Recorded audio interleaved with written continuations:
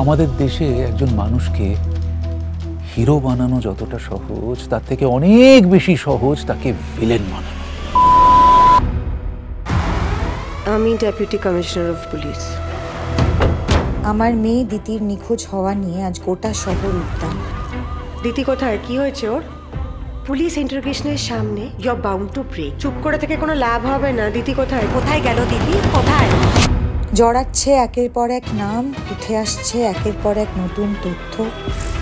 কে ঠিক, কে ভুল, কে সত্যি বলছে আর কে মিথ্যে, সবটা কেমন গুলিয়ে যাচ্ছে আমার। কি হয়েছিল আমার মেয়ের সঙ্গে সেই রাতে? দিতি এখন কোথায়? বিশ্বাস করুন, আমি কিছু জানি না। সে কি সবটা সত্যি বলছে? সে কি হিরো না ভিলেন?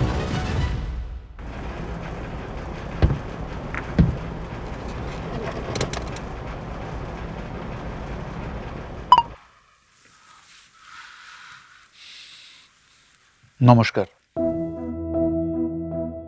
আজ আমার আপনাদের কিছু বলার আছে। জানি না আপনারা বিশ্বাস করবেন কিনা, কিন্তু আমি বলতে চাই, জানাতে চাই যে যুক্তি, তর্ক, সত্য, মিথ্যে এগুলো কোনোদিন আমি বিচার করিনি। শুধুমাত্র তথ্যগুলো আপনাদের সামনে পরিবেশন করেছি মাত্র।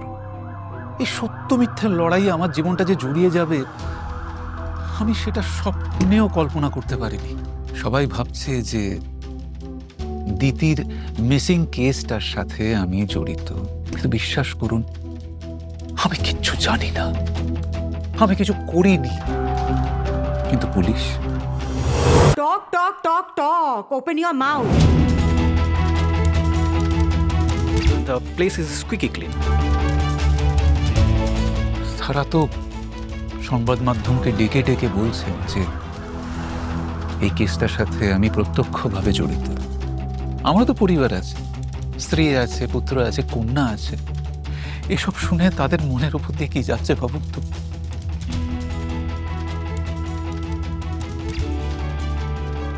আসলে কি জানেন তো, আমাদের দেশে একজন মানুষকে হিরো বানানো যতটা সহজ, তার থেকে অনেক বেশি সহজ তাকে ভিলেন বানানো।